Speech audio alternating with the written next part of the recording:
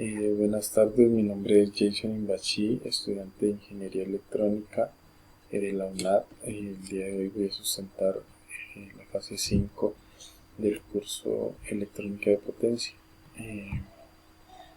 El documento del cual voy a sustentar le he nombrado como título Adaptación de frecuencia en corriente alterna para motores eléctricos.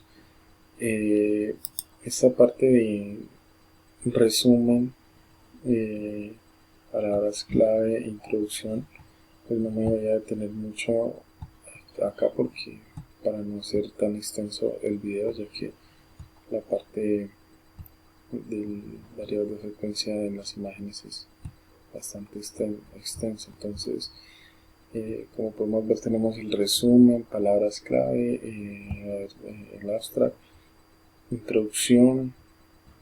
La introducción. El desarrollo de este proyecto se enfoca en dar solución al consumo y desperdicio de energía de un motor de inducción que trabaja a diferentes velocidades dependiendo de su carga laboral, para lo cual es necesario implementar un sistema que permite suministrar la corriente requerida en las diferentes etapas de trabajo del motor. Para esto se trabajará con un variador de frecuencia que consta de un rectificador encargado de convertir corriente alterna en corriente continua, inversor encargado de convertir corriente continua en corriente alterna por medio de una señal de control SPWM, que será la encargada de brindar los diferentes tipos de frecuencias ajustables al funcionamiento del motor. Seguido de esto se encuentra un filtro pasabajos que se encargará de corregir la señal que proviene del inversor y controlador SPWM para finalmente obtener una señal de corriente alterna que será posible ajustar a los posibles cambios que presente el motor durante su funcionamiento. Tenemos también marco teórico, metodología, y esto sí es lo que me corresponde explicar de una buena manera. Tenemos la metodología, donde nos dice que en la figura 1 tenemos el diagrama de flujo de un variador de frecuencia para un motor de corriente alterna, en el cual tiene una entrada de corriente monofásica, la cual se procesa en un puente de diodos que se encarga de convertir la corriente alterna en corriente continua, pero también es necesario que la señal pase a través de un filtro capacitivo que se encargará de corregir la señal y brindar una corriente continua más estable, quedando así lista para someterse al proceso inversor con un puente H de 4 transistores MOSFET, los cuales serán activados y desactivados para crear una señal sinusoidal con capacidad de variar su frecuencia gracias al control SPWM. Como podemos ver, acá tenemos el diagrama de flujo, que consta de una etapa de entrada de corriente alterna, rectificación con puente de diodos, con brinda corriente continua, filtrado para corregir la corriente continua, un proceso inversor con un control de SPWM que nos brindará nuevamente una corriente alterna, y un filtro que se encargará de corregir y brindar una corriente alterna en óptimas condiciones para ya ingresar esta al motor. Presentación de resultados. Los cálculos. Tenemos los cálculos. Los parámetros de diseño dados o requerimientos para este motor que necesita son voltaje de fase de 115 voltios RMS, potencia en cuarto de caballo, corriente nominal 5.8 amperios, eficiencia 33%, factor de potencia 0.85, rango de operación de frecuencia entre 20 y 120 Hz. Alimentación, frecuencia de la línea de 60 Hz, voltaje de entrada 120.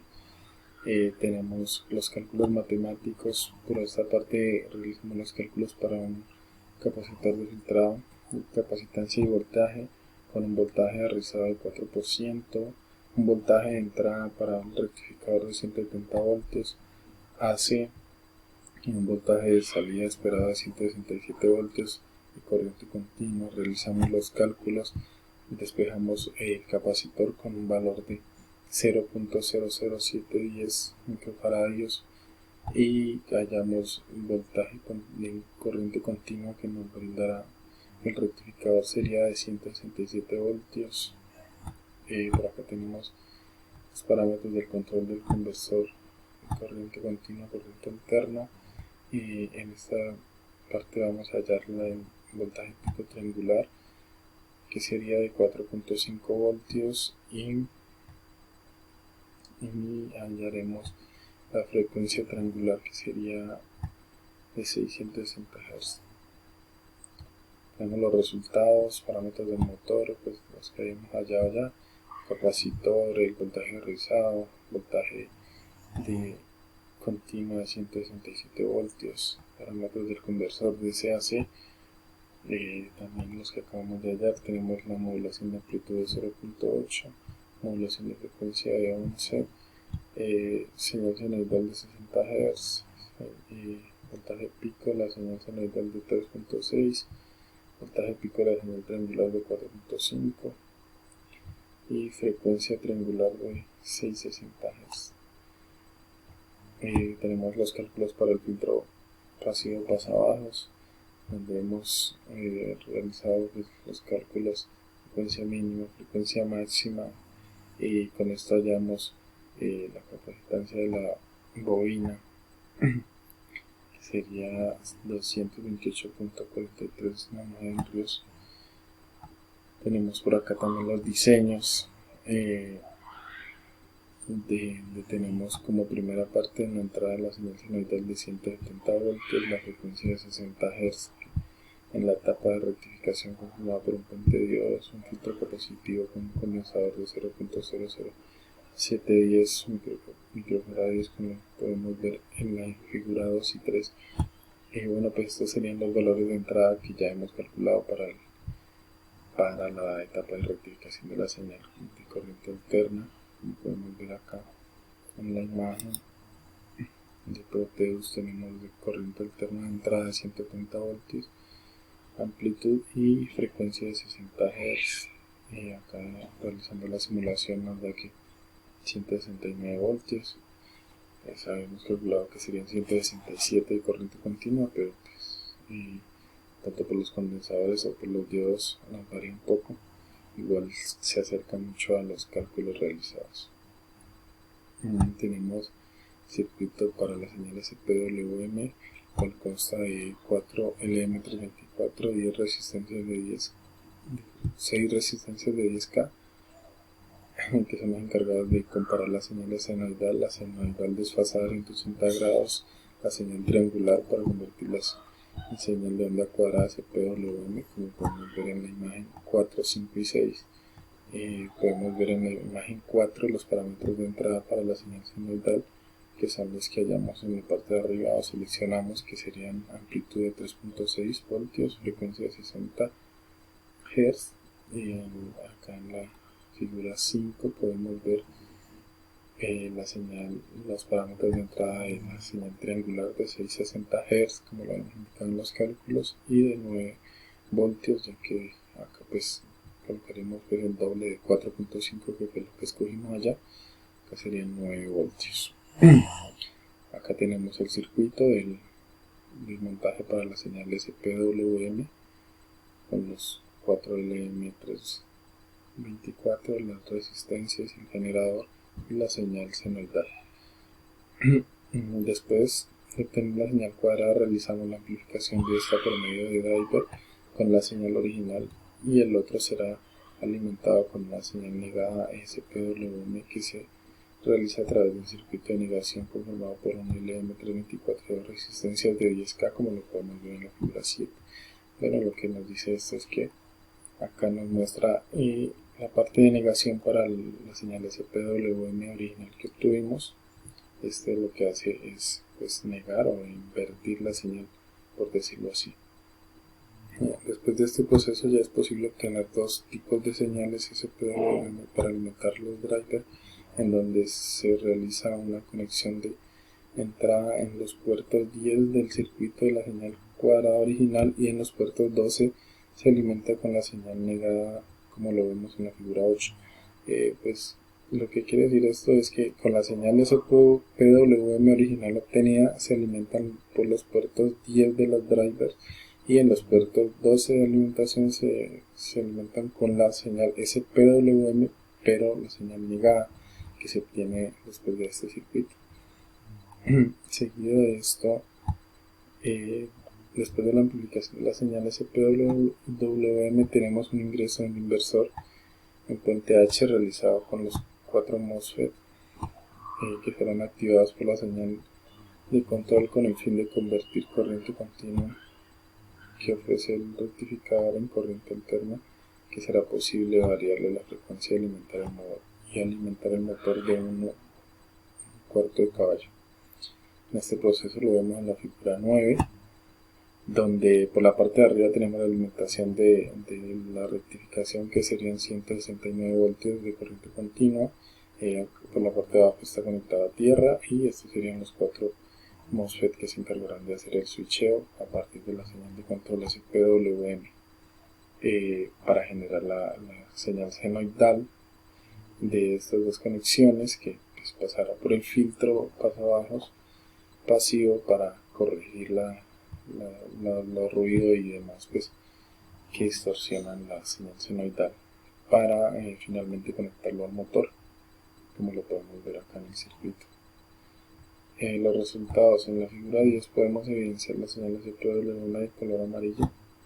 Bueno, tenemos los resultados que nos dice que en la figura 10 podemos ver las señales SPWM negada y la original. De color amarillo tenemos la manera original y la negada de color rojo. Como podemos ver, esta de color amarillo es la señal PWM original que obtenemos después del circuito de control, y esta es la que se obtiene después del circuito de negación, que pues es, como podemos ver, es lo contrario de la original. Esta se conectaría a los drivers. Al ingresar a las señales SPWM a los drivers, podemos obtener de ellos 4 tipos de señales que serán encargadas de encender y apagar los MOSFET en puente H, como lo podemos evidenciar en la figura 11. Después de la salida de los drivers, obtenemos 4 salidas de SPWM amplificadas que se encargarán de hacer el switcheo en los MOSFET. Estas serían las señales que se obtendrían. Por acá pues sería como un poco de distorsión o ruido que se genera en el circuito. Y después de esto podemos ver de color amarillo y azul las salidas del puente H, donde la señal senoidal aún no ha pasado por el filtro pasabajos, y también tenemos la señal que ya ha sido filtrada de color verde, donde se evidencia de manera más clara su modelo original de corriente alterna, que alcanza los 73 voltios. En esta imagen final pues sería la señal de salida final del filtro pasivo pasabajos. La señal azul y la amarilla serían las del puente H antes de filtrarse por el valga la redundancia, el filtro pasabajos pasivo, y la señal verde sería ya la final, la señal senoidal después de haber sido filtrada. Podemos ver alcanzar un valor de 73 voltios. No fue pues posible que nos llegara a los 115 voltios que nos solicitan para el motor, de pronto por cuestiones de cálculos en la bobina o en los condensadores. También podría ser por los MOSFET, no sé. La librería pues este fue el que más se me adaptó a la simulación para poder correr el programa. En la figura 13 podemos ver que con este voltaje el motor alcanza las 500 RPM. Como podemos ver, el motor ha sido conectado y alcanza pues 0.50, que se multiplicaría por 1000, obteniendo 500 RPM el funcionamiento del motor. Bueno, esto sería todo. Muchas gracias por su atención.